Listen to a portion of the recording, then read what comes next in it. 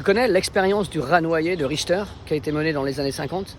Une expérience qui en dit long sur l'impact de l'espoir ou de la résignation. Richter a placé des rats dans des bocaux remplis d'eau pour observer combien de temps ils pouvaient nager sans se noyer. Les premiers rats, sans aide, abandonnés, finissent par se noyer au bout de 15 minutes. Les autres rats qui sont sortis de l'eau juste avant de se noyer et remis dans l'eau ensuite, peuvent nager plusieurs heures, parfois jusqu'à 60 heures. Richter conclut que l'espoir de survie chez les rats qu'on avait sauvés une première fois et remis dans l'eau avait décuplé leur capacité et prolongé la durée de leur nage.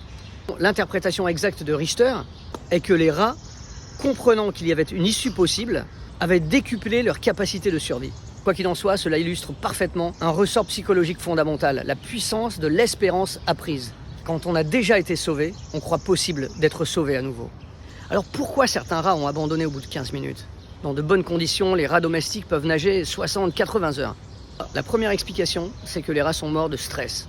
Mis brutalement dans une situation inhabituelle, sans repère et sans évasion possible, les premiers rats auraient abandonné. C'est cet état de détresse psychique profonde qui les a condamnés à mourir, et non pas leur incapacité physique. Richter lui-même note que les rats semblent mourir de résignation, comme s'ils abandonnaient une lutte qui était perdue d'avance.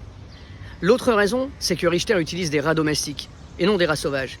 Et ils sont moins résilients face à des situations de stress extrême, moins adaptés à la survie. Ce manque d'expérience les aurait fait lâcher prise.